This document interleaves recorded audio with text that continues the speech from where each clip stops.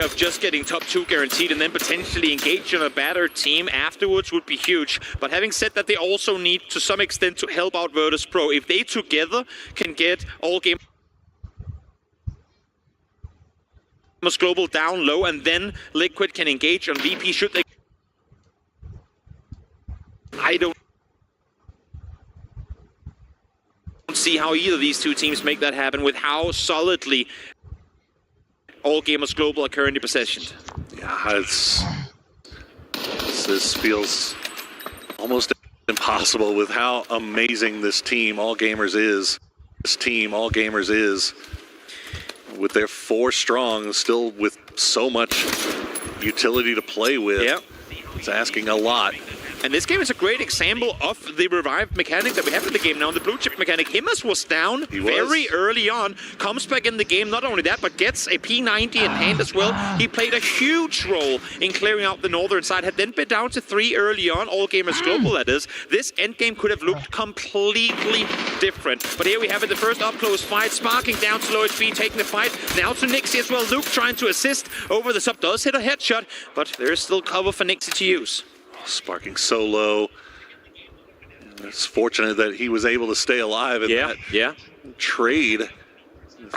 Support from Luke, but Luke has to get on the move now. The circle slowly closing in behind them. I mean, All Gamers Global is just taking space. Look at his pocket. He has absolutely nothing. No heals, no bandages. He's got 35 HP, and that's about it. As Nixie is just spamming the peak button here. Gets him low, but still has not managed to. Oh, there it is.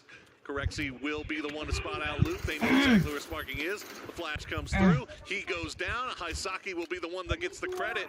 And now it's all down to the 2 from Virtus Pro. Corexy goes down. Nixie, and All Gamers just going to swarm him. And that is going to be a big win for them. But we have 1 game left. Oh, yeah. And I don't know if Liquid, that was about as much as you could ask for out of them. Definitely. Without getting the actual win. Seeing how close it was in the previous, or in the beginning of the game for them to get an ugly fight with Gen G, they're able to get out of it now, able to get top 3, able to get kills to boot as well. They couldn't really have hoped for a whole lot more. All Gamers Global in the meantime, winners of that match. Gen G smiles, Gen G VP smiles on their faces as we go into the final match of groups with a lot on the line for these bottom teams. A little bit terrifying, I think, for the rest of the lobby that All Gamers, you know, we haven't been singing their praises as much so far this tournament. It's been a slow start, but today they have put up a bunch of points, and that is they are getting that confidence going right into the grand final. That is spooky stuff. These guys are not, you don't want them feeling good about themselves going into the final. Exactly. Vietnam has proven how strong they are. They continue to impress here globally as well. 1 more match left to play, but before that, a quick break.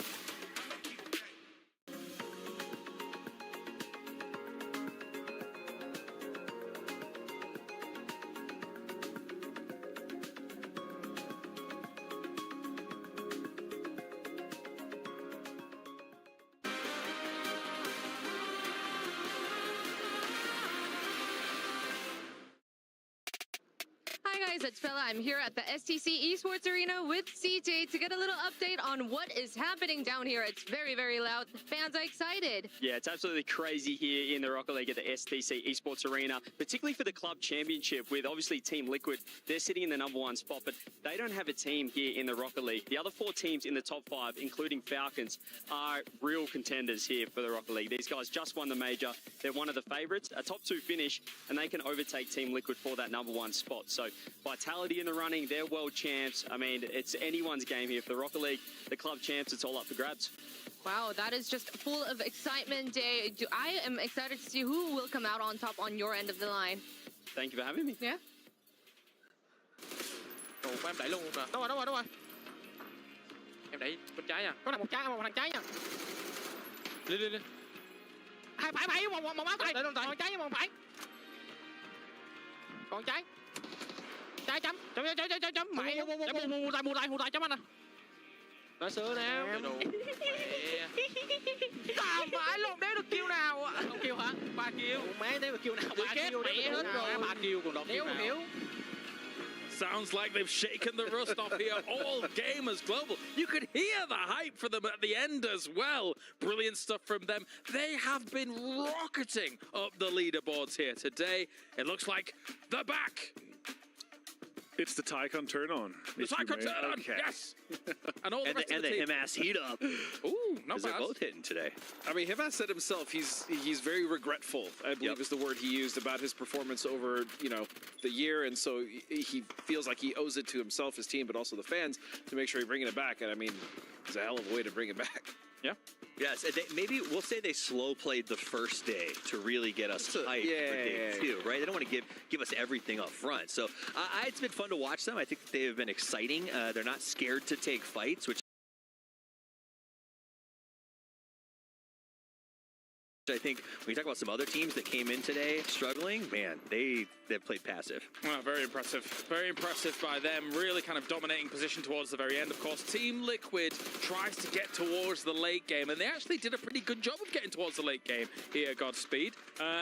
Is it enough points, though? They're going to have to go into the next game, probably getting 20-some points?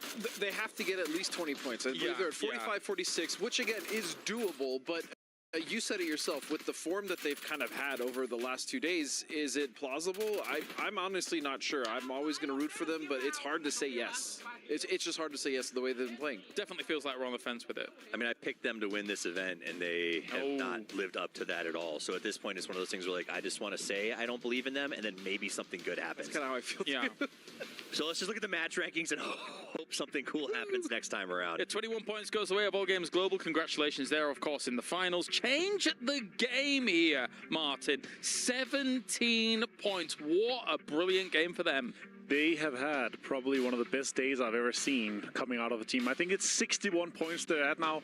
Just broken by, 5th place. All Gamers Global here. They're on 62 points for the day here. Very impressed with how they've been able to step up.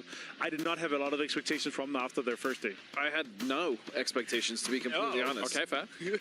No. Expectations. They are changing the game. But also what we're going to see as we change over on the scoreboard right here is this is what matters most, where that 16-point cutoff is. 61 is tight. Falcons are up there, but not by very much. And Toyo, who I don't think they're at their hotel right now. I don't think they thought they'd be holding on this long, to be honest. The big thing here is Falcons and Gen G, they need 2 points because the tiebreaker is placement points, and Toyo won 2 games. They were 31 placement points, right? So we need to see 2 points from Falcons, 2 points from Gen G to push Toyo down. And then once we get to the lower half of the leaderboard here, we're talking FN, Pochon, we're talking Team Liquid, we're talking all the teams at the bottom. They need to have massive games to jump up. Because of how close it is, there's a world where GameStar win actually does survive this. Yeah. I mean, even Toyo. Yeah, technically yes, but you'd expect these teams to at least go out, find 2 or 3 kills here or there, maybe some place.